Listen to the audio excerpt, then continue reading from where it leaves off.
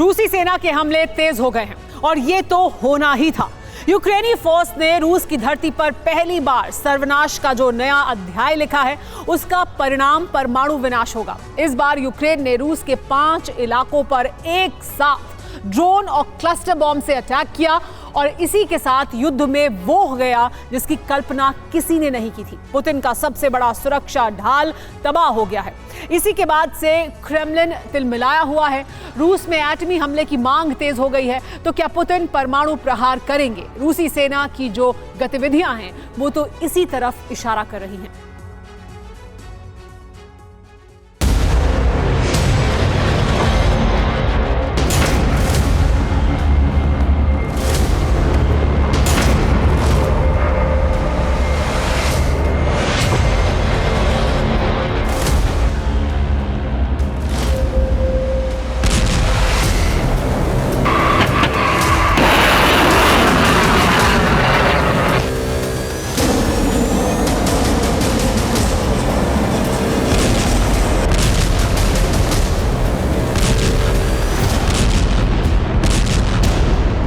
युद्ध के मैदान में बहुत बड़ा अनर्थ हो गया।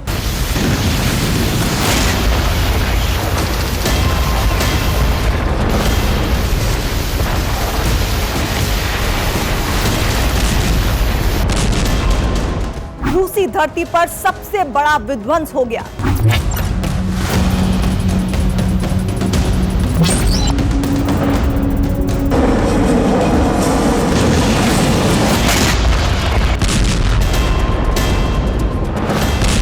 रूस के मेनलैंड पर यूक्रेन का महाप्रहार।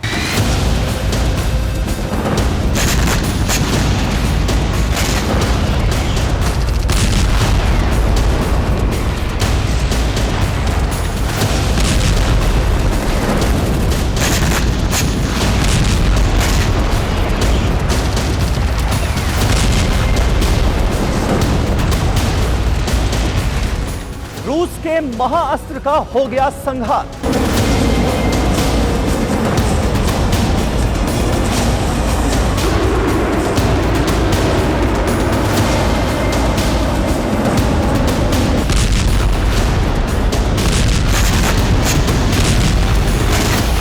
रूसी धरती पर जो कुछ हुआ है वो इससे पहले कभी नहीं हुआ था।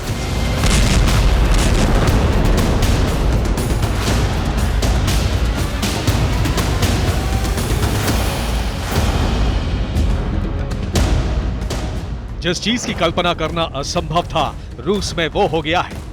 यूक्रेन ने पहली बार रूसी मेनलैंड पर उसके सबसे बड़े और अभेद्य सुरक्षा कवच को जलाकर राख कर दिया।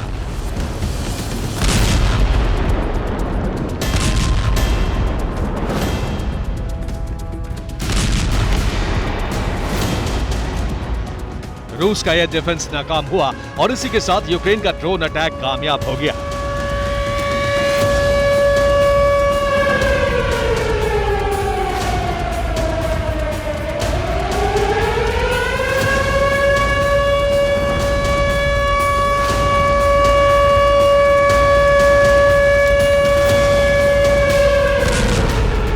बेलगरोद में जिस तरह तबाही हुई है वो कल्पना से परे है।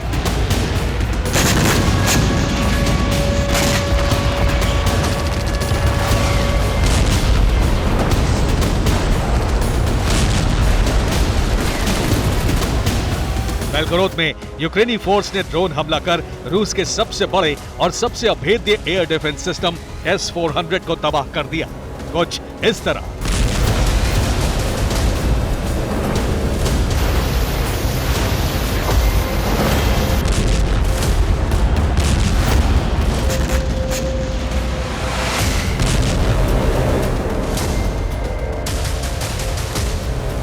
ये पहली बार है जब यूक्रेन के हमले में रूस की धरती पर उसका S-400 सिस्टम पूरा तहस नहस हो गया। इससे पहले जितने भी S-400 बर्बाद हुए थे वो रूसी कब्जे वाले क्रीमिया में हुए थे।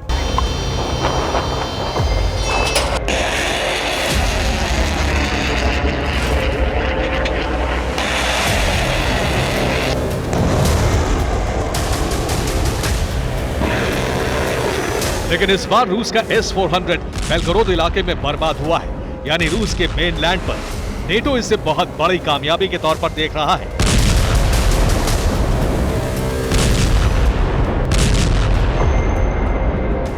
यूक्रेन इस कामयाबी का जश्न मना रहा है तो मॉस्को इस तबाही से बुरी तरह से तिलमिला गया है।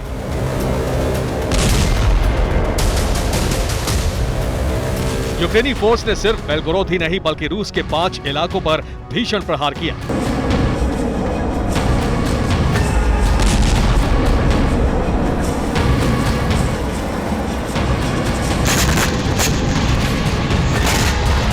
चौबीस घंटे के अंदर बेलगोरोद, कुर्स्क, ब्रियांस्क जैसे यूक्रेनी सीमा से सटे इलाकों में दर्जनों ड्रोन दागे गए।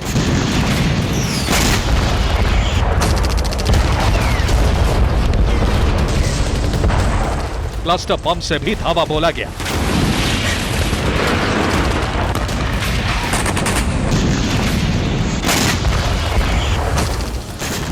यूक्रेन के इस हमले में रूस के 5 इलाके पूरी तरह से दहल गए।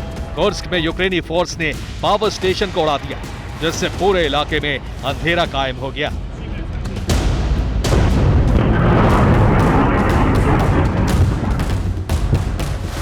ज़ेलेंस्की सेना का यही वो भीषण प्रहार है जिसने परमाणु विनाश के खतरे को बहुत बढ़ा दिया है। रूसी सेना को हुए नुकसान से बुरी तरह से क्रोधित क्रेमलिन महाविनाश का एटमी रास्ता अपना सकता है।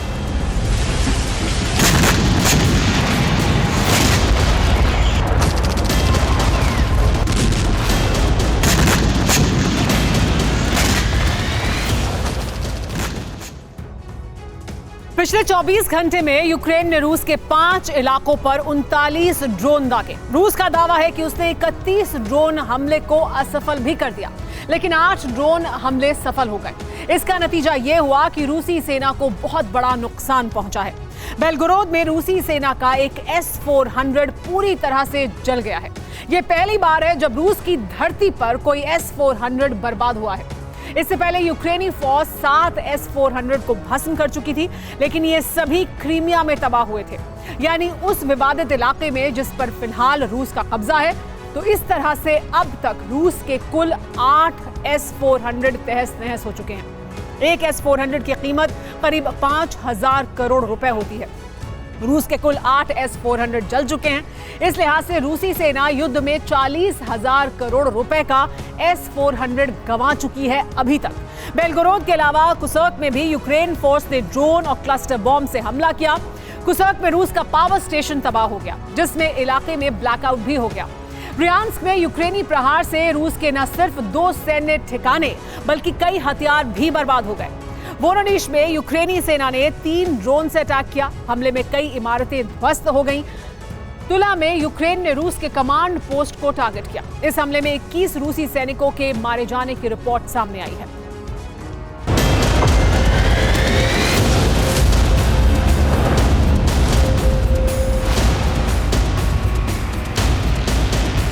रूसी कानून के मुताबिक रूसी धरती पर यूक्रेन के हमले रूस को यूक्रेन पर परमाणु हमले की छूट देता है।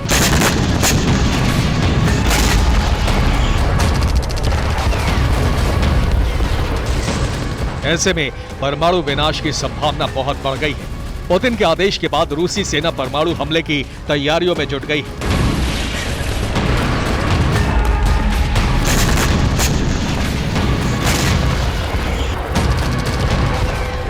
आर्कटिक में रूसी एटमी बेस पर रूसी फौज सबसे घातक एटमी मिसाइल बोरोवेस्तनिक का परीक्षण करने वाली है।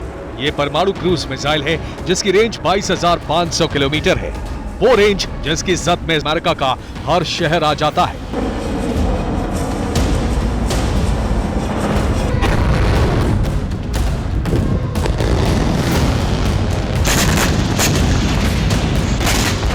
मिसाइल टेस्ट को लेकर सभी तैयारियां पूरी हो चुकी हैं। रूस किसी भी वक्त आर्कटिक में बहुत बड़ा एटमी धमाका कर सकता है।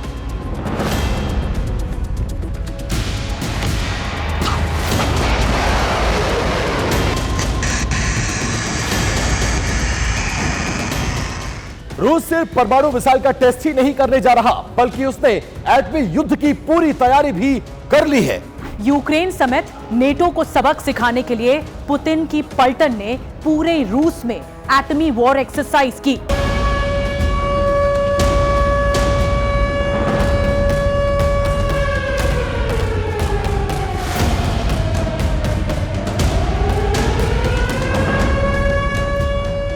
परमाणु युद्धाभ्यास के दौरान पूरे रूस में सायरन बजे, लाउड स्पीकर पर अनाउंसमेंट हुए।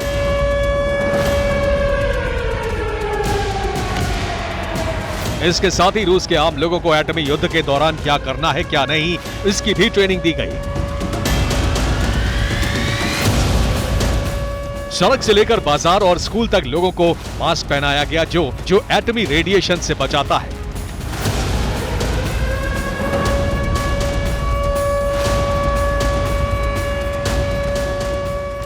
रूसी सेना के एक्सपर्ट्स ने लोगों को बताया कि अगर एटमी हमला होता है तो उन्हें अपनी सुरक्षा कैसे करनी होगी।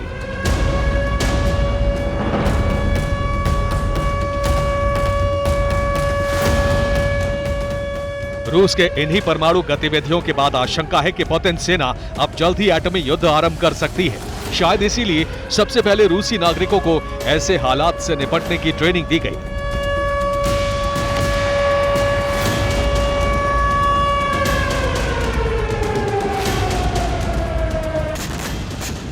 पुतिन की करीबी और रूस की सरकारी मीडिया आरटी की editor in chief Margarita Simonyan ने जो कुछ कहा है वो भी संकेत कर रहा है कि परमाणु विनाश बहुत ही निकट है। सिमोनियन ने पश्चिमी देशों पर हमला करने की मांग की है। सिमोनियन ने कहा कि रूस को पश्चिमी देशों की उन फैक्ट्रियों पर एटमी हमला करना चाहिए जहां आईफोन और आईपैड बनते हैं। ऐसा करने से पश्चिमी देश 30 साल पीछे हो जाएंगे। सिमोनियन ने यह भी ऐलान किया कि नेटो देश तब तक यूक्रेन को मदद देना बंद नहीं करेंगे जब तक उन्हें एटमी अटैक कर दहलाया नहीं जाएगा। सिमोनियन ने कहा कि रूस को साइबेरिया में परमाणु परीक्षण करना चाहिए, तभी पश्चिमी देश भयभीत होंगे। हालांकि क्रेमलिन के प्रवक्ता दिमित्री पेस्कोव ने कहा है कि यह सिमोनियन का निजी बयान है। फिलहाल रूस का ऐसा कोई प्लान नहीं है।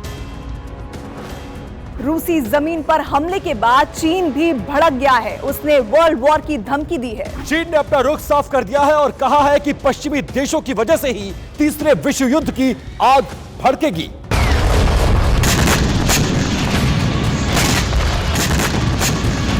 जाहिर है परमाणु विध्वंस का ग्राउंड तैयार हो चुका है। किसी भी वक्त एटमी धमाका हो सकता है और इसी के साथ शुरू हो जाएगा तीसरा विश्व विनाश। Bureau report, TV9 Bharatvarsh.